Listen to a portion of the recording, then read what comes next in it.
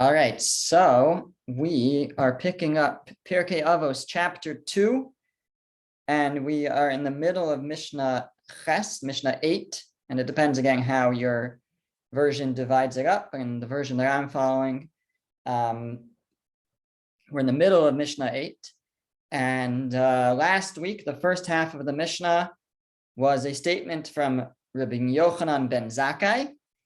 And he made actually a series of statements of short clauses. And today we're going to pick up from the second half where he talks about his 5 great students. And we're hopefully going to learn 2 different Mishnahs here. And they're both going to have to do with these 5 students. And actually the following Mishnahs that follow these 2 are a continuation, because then we have some of the teachings of those students. So part of what we may try to do is try to tie everything together, what we say about each student and what the student says, and etc. So we'll see as we go. So the Mishnah says that Chamisha Talmidim hayu lo Rabbi Yochanan ben Zakkai. Rabbi Yochanan ben Zakkai had 5 students. Now, it doesn't mean he had only 5 students, but he had, we'll have to see what it means, but maybe we can say for now he had 5 standout students. And these are the 5 students. Rabbi Eliezer ben Horkanus, Rabbi Eliezer the son of Horkanus, Rabbi Yoshua ben Hanania, Rabbi Yoshua the son of Hanania, Rabbi Yossi HaKohen, Rabbi Yossi the Kohen, Rabbi Shimon ben Nesanel, Rabbi Shimon the son of Nesanel, Rabbi Elazar ben Arach, and Rabbi Elazar the son of Arach. Those were the 5 great students that he had. And then it says that Hu Hayamone Shivchan, he would count or list their praises. And he had kind of one praise about each one, how each one stood out from the rest. Rabbi Eliezer ben Horkanus, the first one, Rabbi Eliezer ben Horkanus, Bor Sud She'eno Me'abei Tipa. He was like a pit, a cistern that was plastered that doesn't lose a drop. So you can have a cistern that's not properly sealed up and you try to store water in it and the water leaks out into the ground. He was like a cistern that was properly sealed, plastered. He didn't lose a drop. Rabbi Yoshua ben Hanania, what was his praise about Rabbi Yoshua ben Hanania? He would say, Ashrei Yoladto, fortunate or praiseworthy is the one who gave birth to him. Rabbi Yossi HaKohen, what did he say about Rabbi Yossi the Kohen? Chassid, he was pious. Rabbi Shimon ben Nesanel, his praise for Rabbi Shimon the son of Nesanel, Yirei Chet, he feared sin. Rabbi Elazar ben Arach, and his praise for Rabbi Elazar the son of Arach was Mayan HaMiskaber. He was like a spring that got stronger as it flowed. And then the Mishnah concludes with the following. Hu hayamer, Rabbi Yochanan ben Zakkai would say, Imiyu kol chachmei Yisrael b'kaf moznayim. If you would take all the sages of Israel and put them on one side of the scale, Ve'Eliezer ben Horkanus b'kaf shni, and you take Rabbi Eliezer the son of Horkanus, which was the first of the 5 listed on this list, and you take Rabbi Eliezer ben Horkanus and you put him on the other side of the scale, who do you think would, win? Who would be the stronger, heavier lifter? He says, Machriyas Kulam. Rabbi Eliezer ben Horkanus would outweigh all the other sages of Israel. And then he has another statement. Abba Shaul Omer Mishmo. Abba Shaul said in the name of Rabbi Yochanan ben Zakkai, a different version of this. If you have all the sages of Israel on a scale, on one side of the scale, the Rabbi Eliezer ben Horkanus afimam, including Rabbi Eliezer ben Horkanus, including that Rabbi Eliezer, and he was with the rest of the sages on one side of the scale. The Rabbi Elazar ben Arach bekaf shniya, and on the other side you had Rabbi Eliezer ben Arach. He was the last one on the list, number 5 on the list. Machriya eskulam. Rabbi Eliezer ben Arach would outweigh everybody. So the first version says that if you have all the sages on one side and Rabbi Elazar the son of Horkanus on the other side, he would outweigh them. The second version says if you have all the sages, including Rabbi Elazar ben Horkanus on one side, And on the other side, you had Rabbi Eliezer ben Arach. He would outweigh the rest. Okay, so we have a lot to delve into over here. We have that Rabbi Yochanan ben Zakkai had 5 students. It lists them off. It then tells us a specific praise that he had about each of them. And then it concludes with this idea about the, this scale and who tips the scales. So let's try to understand this step by step. So, so again, as we mentioned, certainly he had many students, more than just 5, but these were his top students that it wishes to mention. Now, now it says that he would count their praises, and the Midrash Shmuel puts the stress on he would count their praises. He says certainly they did not count their own praises. In fact, other people didn't either count their praises. That's what the Mishnah is telling us, that specifically their teacher, Rabbi Yochanan ben Zakkai, the author of this Mishnah, the one who's being quoted, he would count the praises. Others didn't even know how great each of these rabbis were. And because they were very humble and they were modest and they weren't just out so out in the public until probably later when they became more well known and kind of discovered and were forced into the spotlight. But until then, he would count the praises. These were things that he recognized about them and not others. Now with this, he says we can understand another question, which is that actually in the version of the Mishnah that I read, so it lists off the 5 rabbis and it calls them each rabbi. It said that he had 5 students, Rabbi Eliezer ben Horkanus and Rabbi Yoshua and Rabbi this and Rabbi that. It names them all rabbi. And then it says that he would count their praises, and it says, and the praise of Rabbi this was this and Rabbi that was that, etc. Now, other versions of this don't have it that way. What they have is that when it lists them off, it calls them Rabbi this, Rabbi that, Rabbi Eliezer ben Horkanus, Rabbi Yoshua ben Hanani, etc. But then when he starts to list their praises, it doesn't have the word rabbi before each of their names. It just has, he would list their praises, and it has Eliezer ben Horkanus was the pit that was plastered and nothing got out. And Yehoshua ben Hananiah, praiseworthy, is the one who gave birth to him. And it didn't have the word rabbi before each of their names. That's how some versions of the Mishnah had it. And the question is why? Why would at the beginning of the Mishnah it have each of their, it would have the rabbi, the title rabbi before each of them, Rabbi, and later in the Mishnah, it drops that title. So some commentaries say very simply, because the beginning of the Mishnah is the narrator, sort of, and the narrator is referring to them as by their titles. The narrator of the Mishnah is saying that Rabbi Yochanan ben Zakkai, remember the beginning of the Mishnah from last week, he accepted the tradition from Hillel and Shammai, and he taught certain teachings, and then it continues and it says that he had 5 students. And these are the 5 students, and that's all a narration. And as the narrator of the Mishnah refers to them by their titles. But then the Mishnah continues, and now it's quoting their teacher. These are the praises that he would say about each of them. So now it's quoting him. When it's quoting him, so he, as the teacher, didn't refer to his students as rabbi, they were his students. So he referred to them by their first names or without their titles.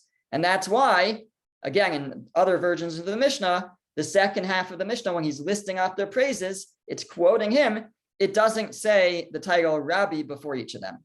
That's how many explain. However, Midrash Shmuel says that we can say another explanation based on the idea that he introduced just now. The idea we just introduced previously was that when it says that he would count their praises, what it's trying to say is that he would count their praises, but others didn't, because they were very humble and very modest, and others didn't recognize their greatness. So he says, based on that, we can also explain why it doesn't list them with the title rabbi, because what their teacher, Rabbi Yochanan ben Zakkai, was trying to tell the world is this person that you just know, on first name basis without the title rabbi before. This Eliezer ben Horkanus, who you refer to by first name and you don't know how great he is, really, he's tremendous. Really, he is this pit that doesn't even lose a drop. And Yoshua ben Hanania, who you think you're on first name basis with, and you just call him, hey, Joshua, how's it going, right? If only you knew how fortunate are those who gave birth to him. He's really this great scholar, etc. And then for the rest as well. So the reason why it doesn't say Rabbi before is because that's what people thought about them. They didn't realize their greatness because of their humility and their modesty. They didn't realize their greatness. And their teacher, Rabbi Yochanan ben Zakkai, is revealing that, in fact, these 5 students of his were very great, and he lists a special, unique trait that each of them had. And alternatively, another possible explanation for why it doesn't say Rabbi before their names, again, in our version it does, but in some versions it doesn't, is because it's bringing out that they possessed these traits even before they were rabbi. From a young age, they possessed these traits, and maybe that's even what helped them achieve their greatness. And so when he describes their traits, he says, Eliezer ben Hyrcanus, he was like a pit that never lost a drop, because that's even when he was just Eliezer, before he was Rabbi Eliezer, when he was just simple Eliezer, he had this trait, and that's what helped him achieve his greatness. So basically 3 explanations for why maybe it doesn't say Rabbi before each of their names in the second half of the Mishnah. Now, again, in the version that I sent out, it does say that, but in other versions, it didn't have their title Rabbi. And the reason why not is either because it's their teacher talking about them. So just when a teacher refers to his students, he doesn't refer to them by a title Rabbi, or he was trying, because they were so modest, people didn't realize their greatness. He was saying that these people who you call by their first names without the title, really, they possess these great traits and they're really great scholars. Or number 3, it could be because even before they were Rabbi, when they were just young and before they achieved their fame and their positions, etc., they already were great, and before they got the title Rabbi, they had these traits. Okay, now what are each of the praises? So the first praise that he mentions is that of Rabbi Eliezer, the son of Hyrcanus. And he says that Rabbi Eliezer, the son of Hyrcanus, was like a bor sud. A bor sud is a plastered pit, she'eino me'abed tipa, that doesn't lose a drop. So what is the exact praise here? So the praise is that he retains everything that he hears. Everything that he learns, he retains. Now, it's a little bit redundant because it could have said that he's like a plastered pit. And what's the significance of plastered pit? It doesn't lose a drop. So why does it have to say that he's like a plastered pit that doesn't lose a drop, like a plastered cistern that doesn't lose a drop? Just say he's like a plastered cistern. I can figure out what that means. So the Midrash Shmuel explains, because what he's actually telling us is that when I give you this metaphor, that he's like a plastered cistern, I'm only giving it for one thing, specifically in this light, that it doesn't lose a drop. Because in other ways, actually, a cistern of water is not the best place to go for water. You know, a much better place is to go from a fresh spring. The water will be fresher and sweeter, as opposed to if you go to the cistern, you know, it may not lose any drops, but the water sits there and it's not as tasty. It's not as pleasurable. So he says certainly all that Rabbi Eliezer ben Hyrcanus taught was sweet and pleasurable Torah. You know, we don't want to take that away from him by saying he's like a cistern. No, certainly it was sweet like as anything. In fact, Rabbi Eliezer ben Hyrcanus was the teacher of the great Rabbi Akiva. So he definitely was able to deliver sweet waters to others. It wasn't just his own retention, but also what he was able to provide to others. And furthermore, a cistern doesn't have its own source of water. So it doesn't produce water like a spring does. A spring is kind of its own, it is a natural source of water. So a cistern would sound like he doesn't produce, you tell him something, he'll remember it, but he won't come up with anything new, anything novel on his own. He won't discover anything on his own. That's what it might sound like. But that's not the case. This was Rabbi Eliezer ben Hyrcanus. So what the Mishnah is saying, the reason why it's redundant somewhat, and says he was like a plastered cistern, was to say that even though that I'm giving this metaphor, but for one thing only, that it doesn't lose a drop, that he retains everything that he learns. Now, it probably could have just said he retains everything that he learns. I'm not sure why it needs the metaphor of the plastered cistern. He could have just said, oh, the great Rabbi Eliezer ben Hyrcanus, he retains everything, that's his trait. I'm not sure how to explain why it needed to give that metaphor. Maybe there's other things to take away from that metaphor. Now, did he just have a tremendous memory? Is that the praise that we're giving him? That he had a encyclopedic memory, photographic memory? He retained everything that he learned.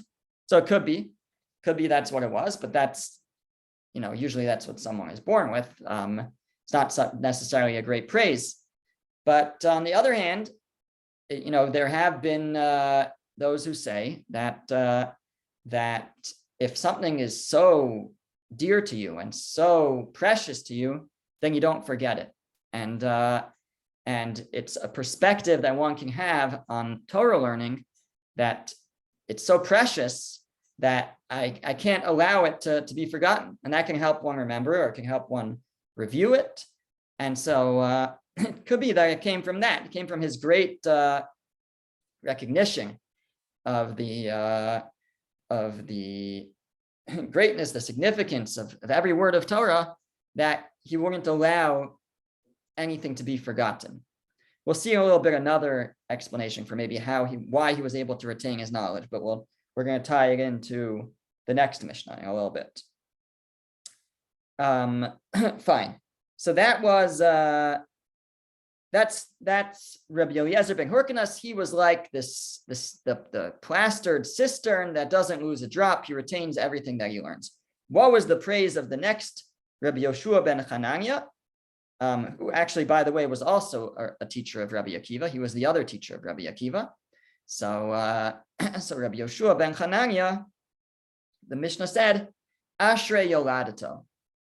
Fortunate is the one who gave birth to him. Fortunate is his mother, basically. So that's almost a praise of his mother. And it may be that it is a praise of his mother. The Midrash Shmuel suggests that he was such a refined person, such of great character, that clearly his mother was a tremendous teacher for him and a tremendous role model. The apple doesn't fall far from the tree. So when they saw the great midos, the great traits, the great conduct of Yoshua ben Hanania, so and we find actually stories in the Talmud where he does demonstrate really great respect for others. So he gets that. So who gets the credit? His mother gets the credit. So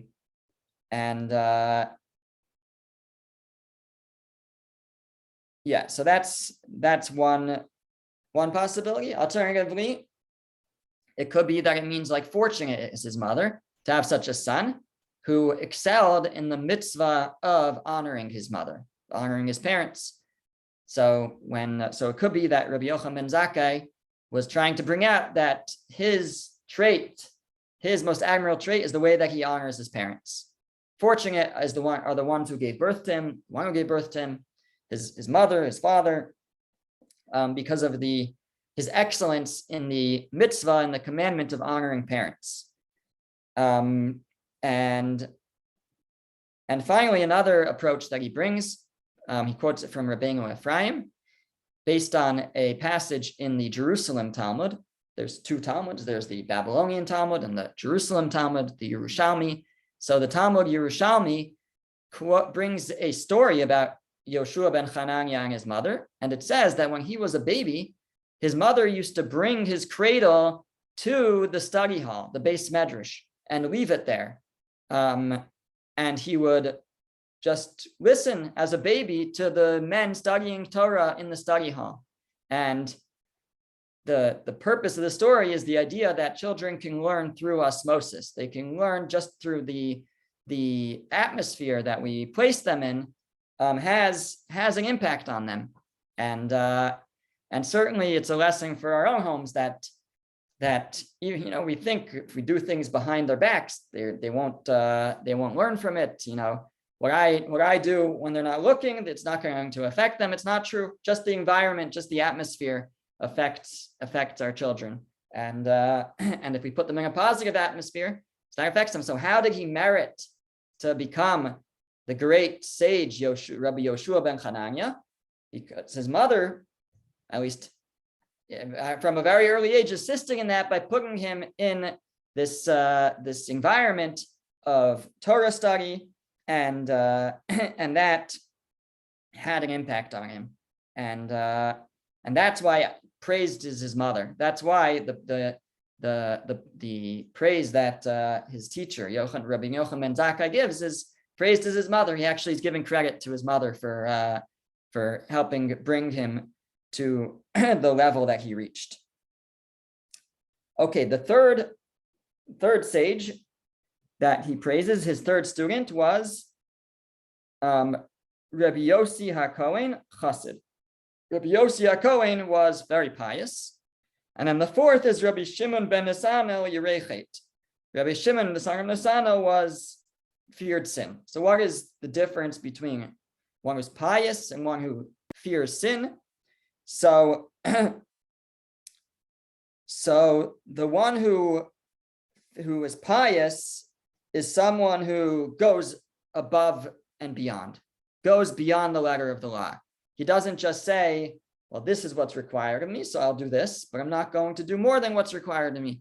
Being a chassid, being righteous or pious in this way means to be ready, and not just ready, but to actually go beyond the call of duty, to go above the letter of the law, to do more than what's expected of us. That was his praise for Rabbi Yossi HaKohen. Rabbi Shimon ben Nisano was someone who feared sin. So he kind of went the other way, kind of in the negative, not in a bad way, but on the prohibitions, he would go beyond the line. He'd be extra careful not to, he was so fearful of sin, he would be extra careful not to transgress. And so he would consider certain things forbidden that weren't necessarily forbidden, but he would kind of make his own fences, right? We've spoken about putting fences around the Torah, which is the rabbinic law, prevents us from transgressing biblical law.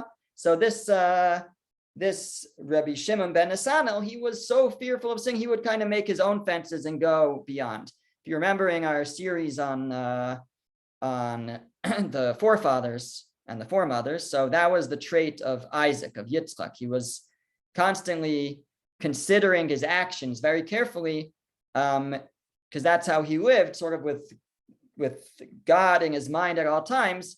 And part of that was almost a hesitation to act, which is something he had to overcome at times. But that's the trait that's being identified here for Rabbi Shimon ben Nisano, a fear of sin, just extra care in everything that he does. The Midrash Shmuel quotes what apparently was a saying, or it sounds like he's quoting it from someone. I'm not sure where it comes from, that a person should always, again, he's writing like the I guess 1500s, the 16th century, or maybe late 16th century. This was a famous saying from a certain scholar, I guess. Maybe you know it. A person should love the maybe and hate the what difference does it make. And it could be there's a better way to say that, but that's how I translate the Hebrew. You should love the Shema. Shema means maybe, and hate, despise the Mabekach. What difference does it make? So, which I guess we could call indifference. And what he says is that a person should be considerate of maybe what I do could lead to something negative. And that's kind of this trait of Rabbi Shimon ben Asano, who was had fear of sin, even when what he seemed to be doing was the right thing to do, but he would always have in mind, but maybe it could have this repercussion or that repercussion. And so it's kind of, he loved the maybe. The person should be thinking about, but maybe it could be this. We're not saying to be an anxious person and always consider every possibility and obsessed over them, but to consider where our actions may lead. It's similar to one of the subsequent praises, or the last praise, which is to it's the next Mishnah. Similar to what we see in the next Mishnah, being able to to have foresight. But actually, it is similar because it's going to be the same sage that we say about. So and we'll connect it then. So to be thinking about what are the possible repercussions of my actions, and to hate the idea of what difference does it make to the indifference, and that could be indifference about what the repercussions might make, or even indifference about my actions. It's not so bad. It doesn't really matter. No, our actions, they make a difference. What we do makes a difference, and we shouldn't be indifferent about them. And the final sage, the fifth of the students of Rabbi Yochanan ben Zakkai that he praised, was Rabbi Elazar ben Arach. And about him, he said he's a mayan hamiskaber, which means a spring that gets more powerful. Now, in general, explains the Midrash, a spring doesn't get more powerful. A spring, at its source, that's where you have the most water. And then as it starts to run down, it might speed up, because of gravity, but the water starts to flow off in different directions, and you lose water as the spring travels, and eventually it dries up. As opposed to a river, which usually gets stronger because a river is formed by either melting snow or different runoffs that gather together and come together, and different streams flow towards a river, and the river gets stronger as it goes. But he didn't say he's like a river that gets stronger. He said he's like a spring that gets stronger, which he says that's something unnatural. That was his point. His ability sort of to produce, to what we say in Hebrew, to be mechadesh, to come up with new ideas, to build on what he knew was unnatural. That was the great praise. He was so brilliant that the way that he built knowledge, the way that he built on one thing on top of another, and was able to develop new ideas, was unnatural, and could be compared to a spring that got ever stronger, which is unnatural because that's not what springs do.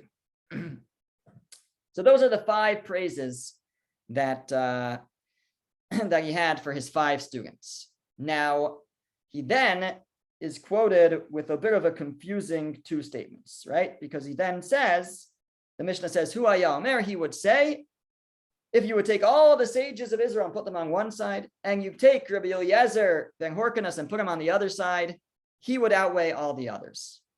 Now, seemingly all the others means all the others. So you have all the sages, and you have Rabbi Eliezer ben Horkonos, who wins, who's the greater, whatever he's referring to. It's Rabbi Eliezer ben Horkonos. But then it says that Abba Shaul would say in his name, like if you take all the sages, including Rabbi Eliezer ben Horkonos, and put them on one side, and you put Rabbi Eliezer ben Arach on the other side, he would outweigh them. Now, when we originally said all the sages, did that include all the sages? Yes. And all the sages includes Rabbi Eliezer ben Arach. So first he says you take all the sages, which includes Rabbi Eliezer ben Arach, you put them on one side, and then you put Rabbi Eliezer ben Horkonos on the other side. Rabbi Eliezer ben Horkonos wins out. And then he says, and if you take all the sages, including Rabbi Eliezer ben Horkonos, and you put Rabbi Eliezer ben Arach on the other side, then he wins out. So there's a bit of a problem here. Kind of how much weight does this last sage, Rabbi Eliezer ben Arach, bear? So this is a question raised by many commentators. So Midrash Shmuel says that Rabbeinu Yonah explains that it's not a contradiction because they're just talking about two different things. They're talking about sort of each one, the trait that they excelled in. The trait that Rabbi Eliezer ben Horkanus excelled in, we said, was he was like a cistern that doesn't lose any water. His power of retention was uncomparable to anyone. You take all the sages, put them on one side, put him on the other side, he wins out. The second part where it says that if you put Rabbi Eliezer ben Aruch on one side, he would win out against all the sages. Well, that's in terms of his brilliance, in terms of his ability to build and extrapolate. He was the Mayan HaMeskaber. He was the spring that got ever stronger. He kept being able to build on new ideas. That's not retention. That's the ability to produce new thoughts and new ideas and innovate. So it's not a contradiction because they're talking about two different traits, two different types of comparisons. That's how Rabbeinu Yonah explains it. The Midrash Shmuel says, you know why it's not a contradiction? Because it's a dispute, meaning it's two opinions as to what Rabbi Yochanan ben Zakkai said. It's true. I guess there is a contradiction, but they're debating what he in fact said. There's the first opinion of what he said, and then along comes Abba Shaul and says, no, actually, this is what I heard him say. So it's just a dispute in the tradition of what he had actually said. That's what Midrash Shmuel says. And just as one more alternative, he quotes from the commentary Pirkei Avos that perhaps he just said different things to different people. To most people, he felt what most people have to work on is knowledge, general knowledge, amassing knowledge of Torah, knowledge of the tradition, maintaining the tradition, not necessarily innovating or building new ideas. For the general public, what he felt needed, what Rabbi Yochanan ben Zakkai felt was needed was we have to work on our breadth of knowledge. And so he said that if you take everyone and put them on one side, this is what he would tell the general public. He would say, everybody, all the sages on one side and Rabbi Eliezer ben Horkanus on the other side, Rabbi Eliezer ben Horkanus will win. What was Rabbi Eliezer ben Horkanus's great trait? He was the one who he never lost anything that he learned. He retained everything. He was a conduit, someone who possessed the tradition and retained it. And that's what he was trying to impress on people that they need to work on. For most people, that's what they need to work on. And that's what he would tell people. But then it says that Abba Shaul would say in his name something else. But that's because he told Abba Shaul something else. Because Abba Shaul was great. So Abba Shaul didn't need to work on his retention. To Abba Shaul, he told him about really the true greatness of Rabbi Eliezer ben Aruch. Rabbi Eliezer ben Aruch was the spring that kept building, someone who kept adding and innovating and bringing out new ideas from the Torah. And that was something that he reserved for a special student like Abba Shaul. But for most people, that's not what most people need to focus on. Most people need to focus on gathering general knowledge of Torah, of getting the basics down, let's say. And for special unique students, he talked to them about innovating and building new ideas. So for the end of the Mishnah, we have basically three explanations to resolve the apparent contradiction of the scales. So the first is that, again, the question is, where's Rabbi Eliezer ben Aruch?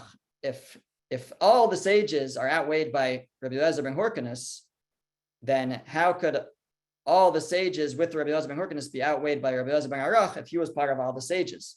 So the answer is that it's just talking about two different things. That's the first answer. When it's talking about retention, that was Rabbi Eliezer ben Horkanus's claim to fame. When we talk about innovation and building new ideas, that was where Rabbi Eliezer ben Aruch excelled. Alternatively, it is a contradiction, but it's two different traditions of what Rabbi Yochanan and Zakkai said. And finally, the third explanation is it is two different ideas. It's two different ideas that he said to different types of people. To some people, he stressed the greatness of Rabbi Eliezer ben Hyrcanus, the greatness of his ability to retain knowledge, because he was saying that's what most people should be working on, is gaining general knowledge of the tradition. And to certain students like Abba Shaul, he would talk to them about not just knowing the tradition, but actually innovating and building new ideas out. Okay. So that leads us into the next Mishnah, Mishnah test, Mishnah number 9. And it really is just a continuation of the previous one, because it's still Rabbi Yochanan ben Zakkai talking, really in this case, to his students now, and we'll learn their perspectives. So Amar Lahem, he said to these 5 great students, Su'u u're'u, go out and see, Ezoi derech yishara sheyidbak ba'adam. What is the straight path that a person should cleave to? What is the key midah, the key trait that a person should cleave to? So Rabbi Eliezer said, ayin tova, a good eye. Rabbi Yoshua Omer, chaver tov. Rabbi Yoshua said, a good friend. Rabbi Yossi Omer, shachen tov, a good neighbor. Rabbi Shimon Omer, haroa es hanolad, one who sees what is to be born. In other words, one who has foresight. Rabbi Elazar Omer, leiv tov, a good heart. So we have a good eye, a good friend, a good neighbor, to have foresight, a good heart. Amar lahem, so Rabbi Yochanan ben Zakkai said to his 5 students after he heard each of their answers, I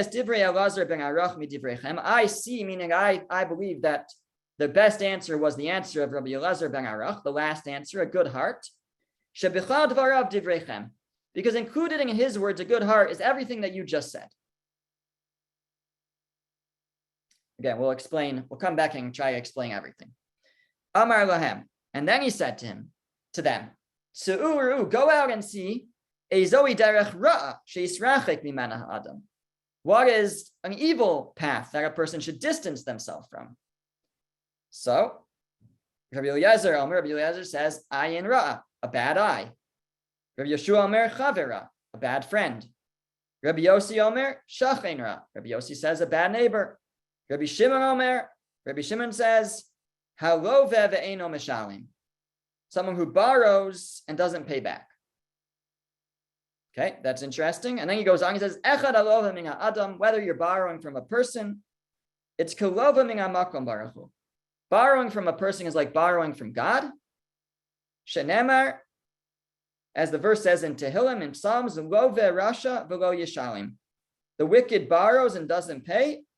V'tzadik chonein v'nosing. A righteous person is gracious and gives. That's supposed to bring out this idea that if you borrow from someone and don't pay, it's like borrowing from God. Again, that might need explanation also.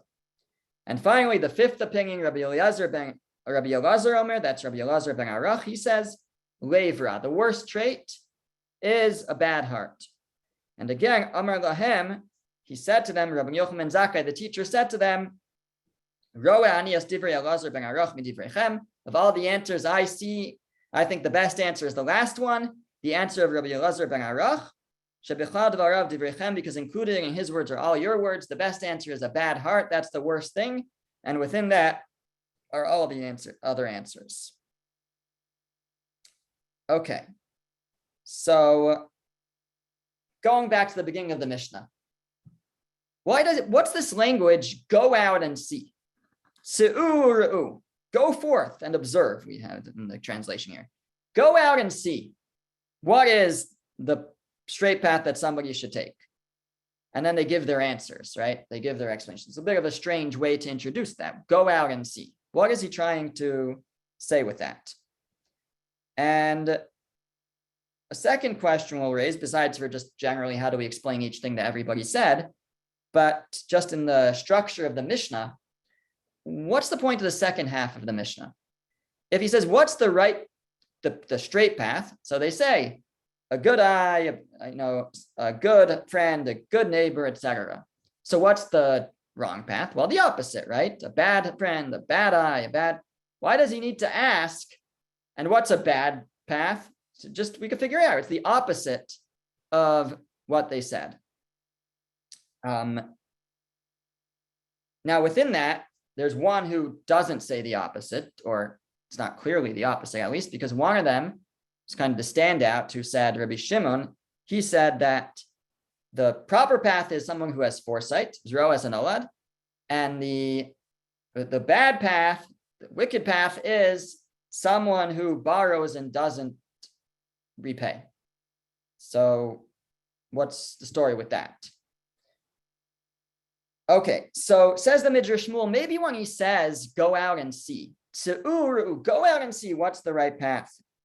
Maybe what he meant was that I need you guys to kind of go beyond yourselves. Because as we just mentioned, these were extremely righteous individuals, and their sort of goals and what they might think is something that people should aim for could possibly be beyond many, many people. So he wasn't asking like, what's your ultimate level? He's asking, go out, sort of go beyond yourself, go out in the world and see for people, what do you think is something that regular individuals can aim for and would set them on a straight path? Now, obviously, by the way, we're not saying that it's one or the other, right? That only one of these traits and then you're set, because we need to have all these good traits. But each one is saying, a person can focus on one thing, and if it's one thing they're going to focus on, this should be it.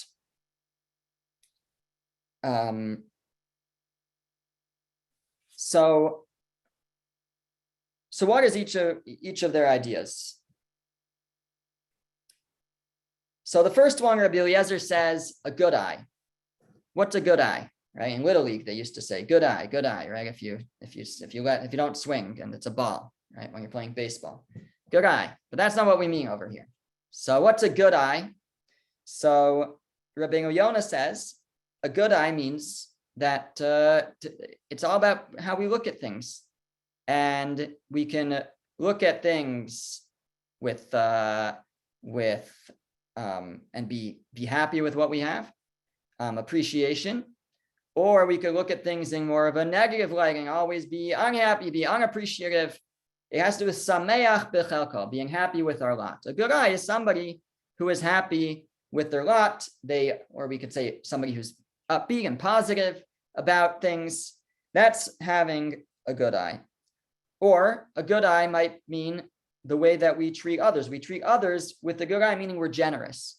If we're generous to others, that's having a good eye, as opposed to stinginess would be a bad eye.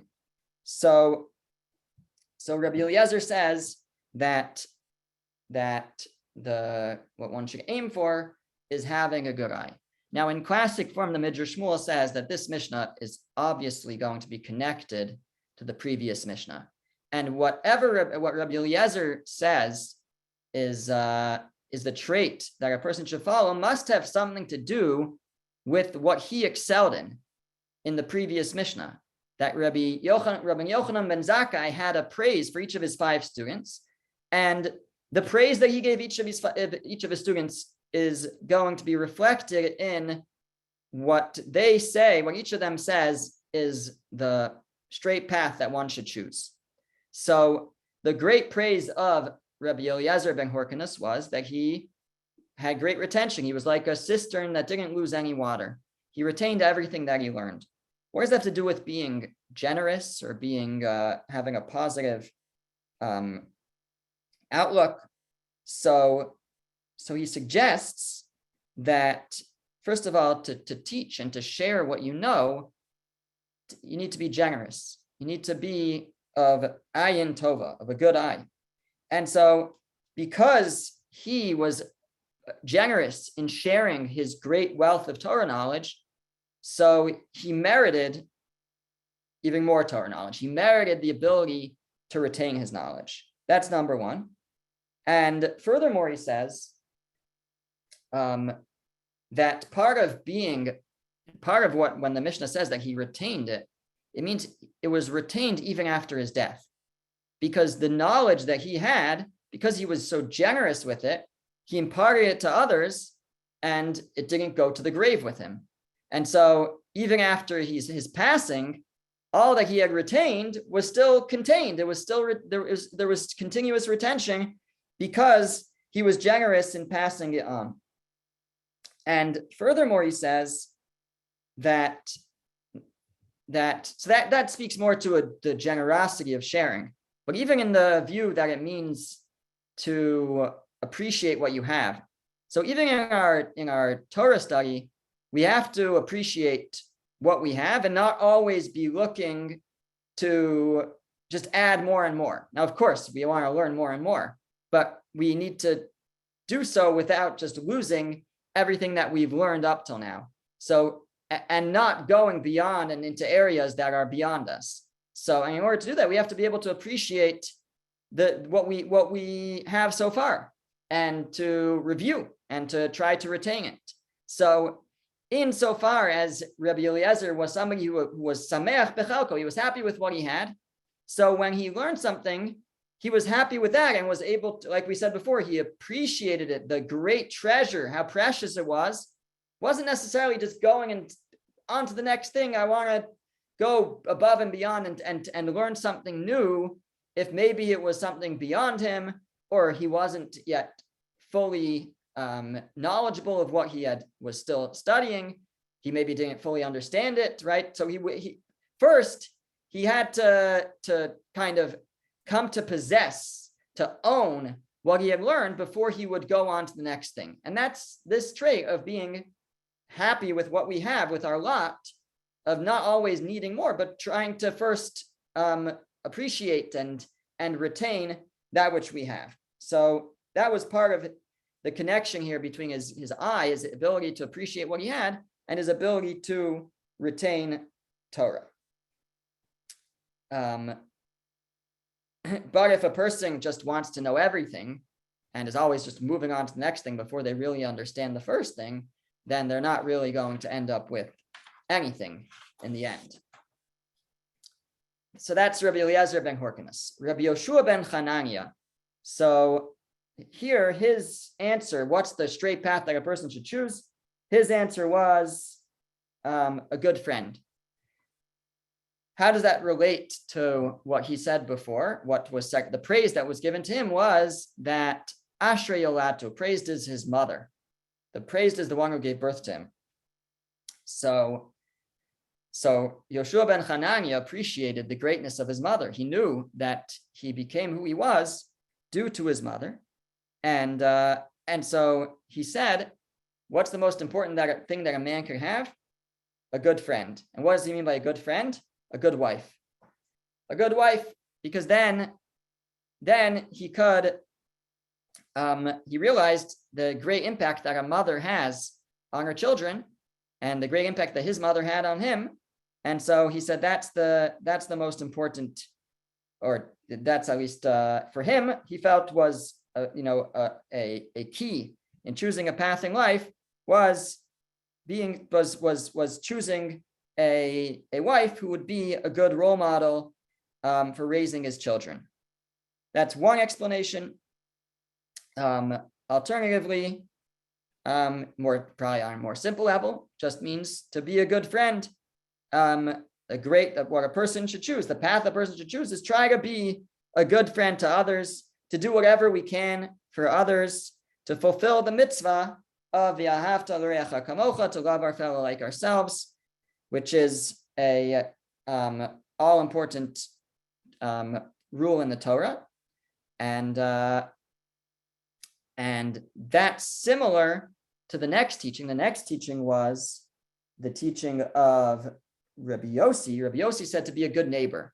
A good neighbor, explains the Midrash Shmuel, is someone who is accepting. And even if you don't have the best neighbors, but you continue to be kind to them, and you continue to be a good neighbor, even if your neighbors are not the best neighbors. And that's fitting for Rabbi Yossi HaKohen, because what was the praise that Rabbi Yochanan ben Zakkai said about Rabbi Yossi HaKohen? He said he was a chassid. He said he was pious, which we said means someone who goes above and beyond, someone who goes beyond the letter of the law. And sometimes to be a good neighbor, you have to go above the letter of the law. You have to go above and beyond. You have to take the high road. And if sometimes neighbors can be complicated, but we should always try to be the good neighbor. This also could mean, he quotes from another sage, that we need to choose good neighbors. We want to surround ourselves with good people who will have a good influence on us. Okay. Rabbi Shimon said, oh, you know what? Yeah, okay, fine, right. Rabbi Shimon says that a good trait is to have foresight. To have foresight, to be roa es hanolad, to see that which is going to be born, which means to have foresight. Now, his trait that he was praised for was he was yarei chet, he had fear of sin. Fear of sin means to have an awareness that what we do in this world matters. And we are here in this world really preparing ourselves for the next world, and to understand the consequences of sin and really the reward and the benefit that comes from mitzvot, of doing God's will. And so that ties perfectly into this trait of someone who has foresight, who sees above and beyond, who sees not above and beyond, but beyond, who sees ahead, who knows that this world is a preparation for the next. And he connects this, as I mentioned, the subsequent Mishnas that we're going to hopefully learn in the next couple of weeks, have the teachings of these five sages, of these five students of Rabbi Yochanan. And it basically, I think, has like 3 statements from each of them. And one of the things that Rabbi Shimon says is to be careful with the reciting of the Shema. And in the second paragraph of the Shema, it's all about, like, if you listen to God, v'haya im shama tishmu, if you listen to God, then there will be reward. And if you don't listen, then this and this will happen. That is exactly this point. That is roa es hanolad, to have foresight, to understand the repercussions and the consequences of our actions. And that was the sort of the focus of Rabbi Shimon. And finally, we have Rabbi Elazar ben Arach. Rabbi Elazar ben Arach, who was praised for being the spring that grew stronger and stronger, the spring that he kept building. He was brilliant and he kept building. So he's praised here, or his what he thinks is central is to have a leiv tov, to have a good heart. So what does it mean to have a good heart? So I think simply understood, it sounds like it sounds, to have a good heart, which could mean, he brings one explanation, to be humble, to have patience. And if a person has humility, then all the other traits follow. It starts with humility. And first of all, you have to have humility to be able to grow, to be able to learn, to be able to become something. But all the other traits follow. You'll have a good eye, you'll be a good friend, you'll be a good neighbor. And I guess you'll have foresight. That maybe is a little harder to tie in, but it starts with humility. That's one explanation. Alternatively, it means something very different. It just means to have seichel, to think. Person has to think. Person has to think in life. And if we think about things, then we make better decisions. And just simple, to not just react, not to act impulsively, but to be thinking people. And if we're thinking people, so then all the other things will come along as well. And that is, remember, the praise. Rabbi Yochanan ben Zakkai says, out of all these things, the most important, the one that I think is the best answer, is to have a good heart, which again either means to have humility, or it means to just be someone who the heart is connected to the seichel, someone who's thinking, and if we're thinking, then all the other things come along. Now, the Mishnah then says, what about on the other side? What's a bad trait? And we asked, why does I have to ask that? It's just the opposite of all these traits is a bad trait. So to that, the Midrash says, well, not necessarily. It's not necessarily true. For example, just because just because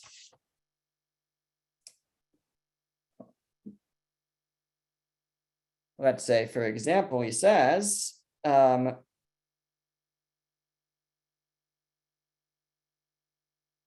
you don't have the most generous eye. Now, it doesn't mean that you're stingy, right? There might be a middle ground, right? So with all these things, there could be a middle ground. It's not necessarily so bad to be in that middle ground, and it's not. So what is bad? To be on the other side of the spectrum, to actually have a bad eye and to be a bad neighbor. And you don't have to be, you might not be a good neighbor. You're an okay neighbor. That's not so bad.